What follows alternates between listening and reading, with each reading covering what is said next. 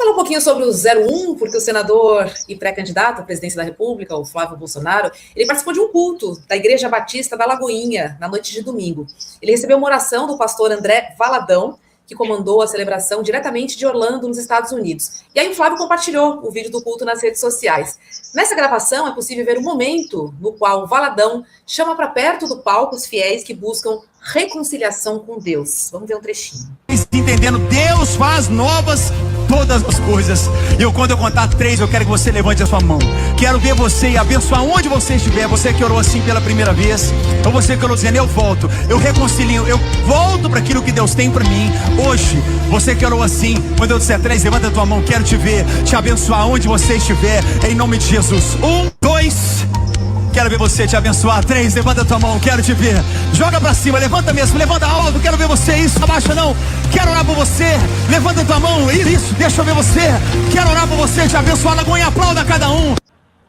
É isso, Igor, eu ouvi amém, né? Assim, isso é muito sintomático, né, gente? Assim, o Flávio Bolsonaro está sem apoio nas forças políticas tradicionais e aparentemente ele está tentando refazer a estratégia que o pai dele teve em 2018 de criar esses apoios para além dos partidos políticos, dos partidos, né? Então, assim, e a gente não pode perder de vista aquilo que a gente falava ontem, dessa guerra interna da família entre ele, os filhos e a Michelle. Michelle é um nome muito bem recebido na comunidade evangélica, porque ela, de fato, é evangélica. Você pode falar tudo dela, mas ela, de fato, é uma mulher evangélica hoje em dia. Tem uma atuação ali consistente. E o Flávio, assim, está muito longe de ser um cristão praticante, né? Um homem que frequenta a igreja, assim, ele não assim, é um personagem difícil de colar, mas ele está tentando já há muito tempo fazer. Se a gente voltar no tempo e lembrar, aquele vídeo dele que ajudou, compôs para a prisão do Bolsonaro, além do cumprimento da tornozeleira, é um vídeo onde ele cita versículos bíblicos, usa um monte de expressões características do público evangélico, até de forma cifrada, né, para convocar aquele ato para a porta da casa do Bolsonaro, mas assim, é um exercício que ele tem feito há muito tempo. E assim, e também chama atenção que ele tem procurado outras lideranças, né, evangélicas. Assim. Ele, semana passada, participou de um culto que foi comandado pelo Magno Malta, que é um cara que era muito próximo do pai dele, teve aquela situação de não virar ministro, e aí eles se afastaram durante um tempo, quando o Bolsonaro montou o ministério dele em 19, depois se reaproximou, e agora, quando é Valadão, enfim, ele tem buscado outras lideranças, exatamente porque a gente brincou com o Silas Malafaia no início, porque essas lideranças que são mais ligadas ao Malafaia estão com a Michelle e não com ele. Então, assim, tem uma disputa interna também dentro do mundo evangélico nesse momento sobre quem está se posicionando aonde para essas candidaturas de extrema-direita, né? Pois é. Cura, né? Sempre em busca desse público evangélico, repetindo a receita do bolo. Só que eu acho que já tá um pouco batida, não tá não, ô Igor? Ou tô enganada? Acho estranho só o Igor desrespeitou o batismo do Jair Bolsonaro. Pô, o Jair Bolsonaro foi até o Rio Jordão É verdade. para se batizar, para virar evangélico. O Igor, só porque ele foi casado 3 vezes, Igor, no mesmo ano terminou e começou com outra mulher, não vejo nada mais família tradicional brasileira que isso, Igor. Mas assim, batismo feito pelo pastor Everaldo ainda tá valendo hoje em dia? Só para saber. Porque também tem isso, né?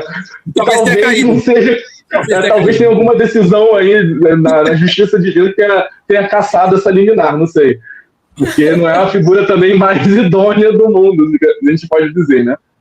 Vivemos aqui no Rio de Janeiro, na pandemia, enfim, é uma figura controversa, para dizer o mínimo. Mas assim, é isso, né? Assim, o personagem, assim, o Flávio, ele nunca teve essa persona, né? Assim como o Bolsonaro, mas eu tenho dúvida se isso vai colar, de fato, até porque o mercado, né, de candidatos de extrema-direita está mais disputado nessa eleição. E tem gente que tem mais afinidade, de fato, com essa imagem do que o próprio Flávio. Assim. A gente não pode esquecer que o Flávio empregava a mãe e a mulher de do maior matador do Rio de Janeiro no gabinete dele. Assim. Não é uma atitude muito cristã. Só para a gente citar um caso, a gente poderia citar muitos outros aqui. Então, a ver se isso vai emplacar, né? O Flávio tem tentado fazer esse esforço. Parece que, imagino, né, que nas pesquisas internas que ele tem, talvez ele precise, eles vejam, né, que esse público, esse eleitorado evangélico, seja onde ele pode crescer. Então, existe esse investimento nesse eleitorado, a ver se vai funcionar, porque, enfim, É isso, de fato, é uma pessoa que tem dificuldade de emplacar essa imagem. Nem soa natural ele falando, não sei se vocês já viram o Flávio discursando nesse tom mais religioso, não soa natural. Parece alguém que decorou alguns versículos e tá ali falando, sabe? Sim. Assim, eu tenho dúvidas. Ô, Igor, mas vamos combinar que colou o Bolsonaro evangélico. O cara cujo livro de cabeceira é o livro do Brilhante Ustra, assim, né? Se colou o Jair Bolsonaro evangélico, o cara que disse que filho gay se cura na base da porrada, que os filhos foram bem criados, por isso não iam casar com uma mulher negra. Então, assim, se colou a versão crente fervoroso no Jair Bolsonaro, acho que pode colar em qualquer pessoa. Tem isso. Assim, eu tenho dúvida se o Bolsonaro, de fato, tinha essa imagem de crente fervoroso. Eu acho que é muito mais, você citou esses comentários absurdos, eu acho que tinha muito mais uma questão de afinidade de pautas, tipo, ele é nosso aliado para emplacar uma visão fundamentalista, né, de contra o direito das mulheres, contra os direitos LGBT, que ia mais, enfim, aquela agenda toda que a gente sabe, agenda de costumes, né, que costumam falar, do que propriamente ele ser um homem cristão. Tanto é que isso, inclusive, era um discurso frequente dessas lideranças religiosas que apoiavam ele, para consumo interno, ele não é, mas ele pensa como a gente, enfim, eu acho que tem uma gradação aí. O Flávio está tentando, de fato, se colocar como um cristão. Coisa que eu acho que o Bolsonaro não fazia de uma forma tão veemente, assim. É isso, eu acho que ele está tentando levar a disputa para o campo da Michelle. Eu acho que nesse campo ela vai levar bastante vantagem, assim. Eu ia falar isso, que na verdade não acho que o Bolsonaro tenha colado como evangélico, mas a Michelle trouxe, né, esse público através da sua fé, né? E aí trouxe o Bolsonaro para dentro desse pacote. Agora, o Flávio também não pode contar com Silas, né, Igor? Então ele tem que se aproximar de alguma maneira. Sim. Buscar essas outras lideranças acaba sendo estratégico, né? Embora a família Valadão, nesse momento, também não seja, como é que eu vou dizer, o apoio mais bem visto, né? Porque tem rolado essa treta pública dentro da família, o racha na Lagoinha, enfim, acusações para lá e para cá de várias coisas. Então, assim, é um grupo religioso que está meio queimado no mundo evangélico também, assim. Se vocês acompanharem, eu acompanho, esses páginas de fofocas gospel, tem toda hora, tem alguma coisa lá... O Chico Gospel. Tem o Chico Gospel, exatamente. Maravilhoso. Tem lá, Felipe Valadão fala não sei o que de André Valadão. Não sei quem fala não sei o que, sabe? Tipo, denúncia, desvio de dinheiro da Lagoinha de Niterói, sabe? Tipo, tem umas coisas assim que estão aparecendo aí que eu não sei também se é a melhor galera para estar do lado nesse momento. Assim. Pois vamos ficar de olho nessa história também, dessa candidatura. Até onde ela vai, né? Vamos entendendo aí, vamos devagar, tem que ser passo a passo. Não dá nem para projetar, né, Igor? Ainda não.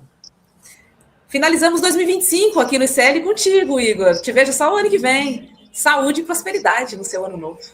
Gente, para todos nós, né? Deixar novamente os votos, né, de um 2016 de muita luz, muita felicidade para todos nós, assim, que seja um ano bom, apesar de todos os desafios que estão no horizonte, e que a gente consiga estar junto, né? Assim, a gente viu nesses últimos anos esse clima de muita divisão dentro das famílias, dentro dos grupos de amigos, assim, que a gente consiga celebrar com os nossos o Réveillon, enfim, e que esse clima não afete tanto, porque isso é muito ruim, né? Então, assim, é o que eu desejo aí para o pessoal para 2026. Obrigada. Grande abraço, Igor. Feliz ano novo para você. Que o nosso ano seja bom e seja junto aqui no ICL. Vamos nessa. 2026 promete, né? Tem muita coisa aí para vir. Tem mesmo, é verdade. Beijo para você. Não sei o seu Natal, William, mas o meu, nesse sentido de racha familiar, já foi um pouquinho melhor. Eu senti esse ano, a gente teve umas conversinhas melhores, assim, mais sinceras, pelo menos na minha casa e na sua. Roberta, do meu Natal sou eu, minha mãe e meus gatos, assim, então já tem algum tempo que a gente passa o Natal só eu e minha mãe aqui, então, assim, o clima é sempre muito bom, então a gente não tem exatamente muito problema, assim. Se tivesse mais gente da família, talvez tivesse, mas como passou eu e minha mãe aqui em casa, então foi de uma tranquilidade absoluta. Que bom. A comunidade sabe que eu tenho a minha tia bolsonarista, né? Então eu piso em ovos, mas esse ano até que foi tranquilo. Ela estava mais calma, pelo menos este ano. O ano que vem eu já não sei. Vamos trazer uma notícia boa, porque a taxa de desemprego no Brasil ficou em 5,2% no trimestre encerrado em novembro. Isso segundo a PNAD contínua, que foi divulgada agora há pouco pelo IBGE. Essa é a menor taxa de desemprego da série histórica, iniciada em 2012. William, bom, né?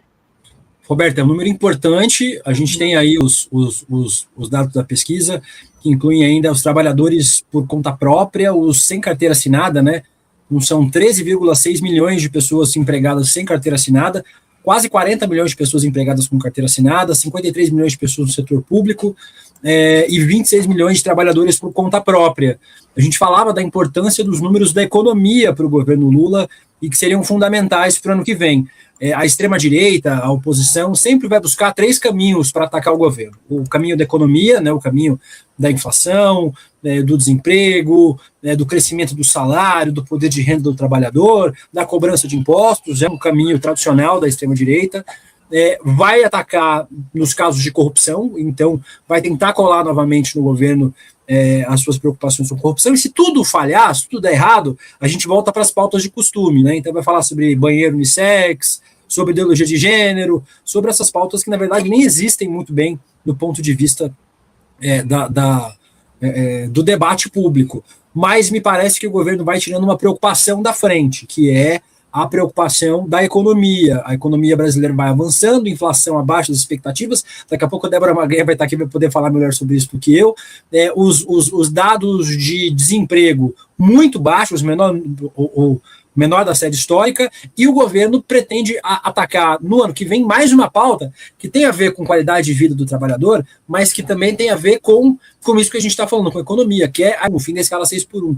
É uma das pautas prioritárias do governo para o ano que vem, que também tem relação com esse mundo do trabalho, né? Além da pauta da tarifa zero, que o governo está promovendo uma série de estudos para tentar emplacar para o ano que vem. Então me parece que na economia as coisas vão andando bem dentro do possível, e essa taxa de desemprego, a mais baixa, a taxa de desocupação mais baixa da série histórica, é importante demais para ajudar a compor esse quadro que o governo vai apresentar no ano que vem para tentar reeleger o presidente Lula.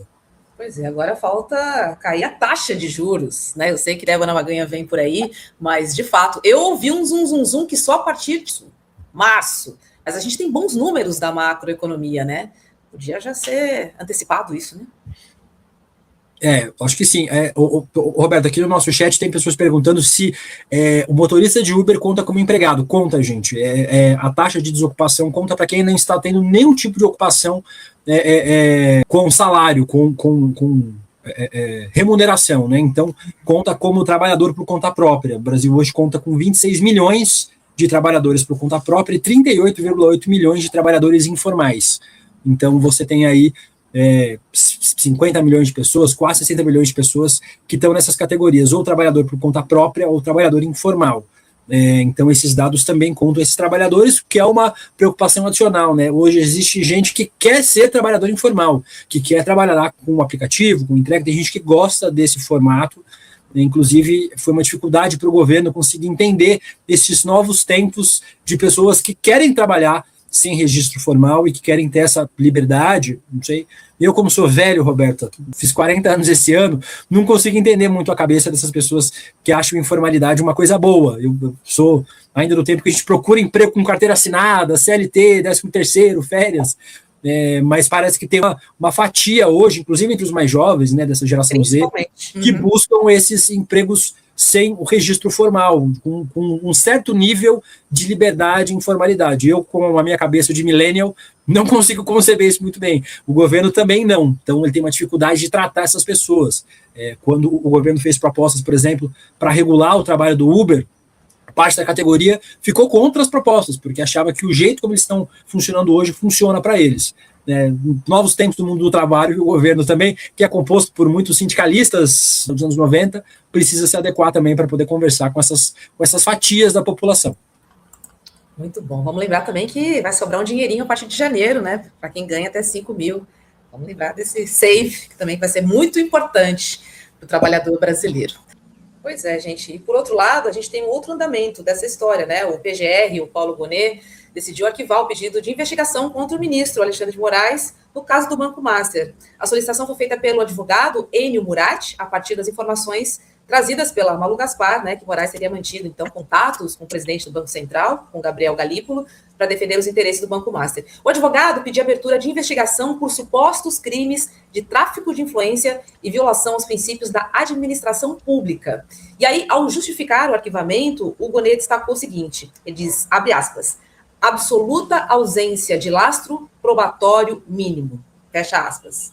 Foi isso que ele disse, capazes, então, de sustentar as acusações, tanto contra o Galípolo, quanto contra Alexandre de Moraes. Agora, Elô, essa batalha aqui, que a extrema-direita parece ter perdido, né, mas parece ter perdido. Agora, o que fica aqui, né, muito claro, é a tentativa de enfraquecer o ministro Alexandre de Moraes a todo custo. Assim, ele pode ter dado alguma brecha? Talvez, não se sabe, mas o fato é que esse contra-ataque, a extrema-direita está de olho em qualquer notícia, na verdade. Estou dizendo vacilo. Em qualquer notícia para aí sim criar o vacilo, se não for provado o contrário. Essa eu acho fica. Eu acho que tem uma coisa muito importante, aliás, duas coisas muito importantes na decisão do Paulo Gonê de ontem. A primeira é justamente essa, ele dizer que não existe nenhum indício de prova para poder abrir uma investigação contra o ministro Alexandre de Moraes, que é justamente o que todos os jornalistas, muitos jornalistas, devo dizer, têm dito. Puxa, saiu a notícia na coluna da Malu Gaspar, mas cadê as provas? Ninguém viu prova alguma de que seja verdadeiro o que ela está dizendo. Ela tem as fontes dela e ela apurou e ela publicou. Agora, para você considerar isso indício de prova, vai uma enorme diferença, né? Agora, outra coisa que saiu na decisão do Paulo Gonê ontem foi que ele disse que o contrato da esposa do Moraes com o Banco Master é ilicitude. Ou seja, na minha opinião, ele confirmou a existência do contrato. Não é isso? Se ele está dizendo que é lícito, ele está dizendo que ele existe. Porque então ele analisou para dizer que é lícito. E isso era uma dúvida que existia na cabeça de muita gente até ontem. Tem contrato ou não tem contrato? A palavra do Gonê, não sei se de forma proposital, se escapou, né? Como escapou aquele comentário dele no julgamento do 8 de janeiro, que vocês se lembram, né? Ih, fiz cagada, né? O áudio estava aberto e ele escapou. Escapuliu isso? Não sei, mas se ele está dizendo isso, ele deve ter lido o contrato. Então, existe contrato. E isso é o mais importante, Elô, porque esse debate a gente fez ontem aqui também. A gente tem a atuação que pode ser questionada de esposas, de maridos, de namorados, de filhos de ministros do STF e não só de ministros do STF. Eu volto a repetir, porque a gente fala do STF, obviamente é a Corte Suprema do Brasil, mas na atuação do Judiciário do Brasil inteiro. Filho de juiz, esposa de juiz de primeira instância, de juiz dos TRFs pelo Brasil, de todos o espaço do Judiciário que é permeável à lobby, à interferência externa e a interferência junto a juízes e a desembargadores, a promotores, a toda a cadeia do judiciário. Mas me parece que, nesse caso, a gente pode discutir um desvio ético, um desvio moral, se uma esposa, se um marido de ministro, se um filho de ministro pode ter um escritório atuando em casos que estão no STF. É um debate que a gente pode fazer e acho um debate importante, pessoal. Então, o problema é que, neste momento, a gente não pode ter um juiz do STF e aí, na minha opinião, podia ser o Cássio Nunes Marques, podia ser o André Mendonça, não precisava ser um juiz que defendesse a democracia, podia ser o Luiz Fux, um juiz que não defendesse a democracia, que não tivesse tido um papel importante nesses processos da trama golpista. Mas me parece que não dá para discutir o impeachment de um ministro por conta de uma matéria em off, e novamente a Malu tem suas fontes, ouviu suas fontes, inclusive, Elô, Roberto, e você que está assistindo, isso foi citado na decisão ontem do PGR, do Paulo Gonê, dizendo que o direito ao sigilo da fonte é inviolável para o jornalista, mas se ele não tem como averiguar as informações de forma adequada, ele não tem como dizer que houve um desvio ético do ministro Alexandre de Moraes. Se as fontes fossem públicas, ele provavelmente chamaria essas fontes para serem ouvidas e aí tomaria uma decisão em relação a isso do ministro, a essas acusações feitas à esposa do ministro Alexandre de Moraes e ao próprio ministro. Nesse caso, não me parece que o PGR tivesse muito o que fazer. Juridicamente, a questão me parece encerrada. Obviamente, os bolsonaristas vão fazer o que fazem de melhor, que é usar mais um fato ou um factoide, depende do ponto de vista, para atacar o ministro Alexandre de Moraes, que tem tido, novamente, uma atuação muito importante na defesa da democracia e no combate aos golpistas os julgamentos acabaram, mas as repercussões continuam, porque o ministro continua sendo o ministro executor das penas, né? Então a gente vai continuar falando da trama golpista, porque o Alexandre de Moraes, todas as decisões vão acabar passando por ele. Eu acho também que tem outra coisa. Você levantou uma coisa super importante, que é uma conduta ética, né? Uma regra que precisa ser esclarecida e detalhada e publicada para todo mundo conhecer do que seria a conduta ética desejada e imposta aos ministros do Supremo Tribunal Federal. Acho que isso nunca se fez tão necessário. Outra coisa, Will, é que eu acho também, Roberta, que você tem também que olhar para como são feitas as escolhas de determinadas pessoas para determinados cargos. Isso atrapalha muito o funcionamento da democracia. Por exemplo, como são escolhidos os ministros do Tribunal de Contas da União? E por que isso é importante nesse momento? Porque tem lá um ministro do Tribunal de Contas da União que está agora tentando se arvorar como fiscalizador do Banco Central e tentando desfazer as medidas adotadas pelo Banco Central no caso do Banco Master. E quem é esse ministro do TCU? Como ele chegou lá? Bom, ele chegou lá num acordo do governo com o Centrão para colocar o nome do Centrão lá dentro, que era um deputado do Centrão, do Republicanos. Então, esse tipo de problema também cria confusão, né, e cria entraves para o bom funcionamento da democracia. Você não pode escolher um ministro do TCU dessa maneira, trocando o cargo por favor político, trocando o cargo para poder ter um pouco mais de apoio no Congresso. Não dá para ser assim, porque você cria um problema. Imagina os problemas que você cria para a democracia, porque o cara está lá comprometido com o pessoal do Centrão que agora quer derrubar o ministro do STF. Veja, não pode ser assim, né? Nossa, verdade, Elu. Acho que são dois pontos muito importantes que vocês trouxeram, que é esse código de conduta, e aí eu amplio para homens públicos, assim, homens públicos, de verdade, e esse toma lá da cá, né, assim, a política se fazendo presente em cargos importantes, estruturantes, que ora pendem para um lado, ora vão para o outro.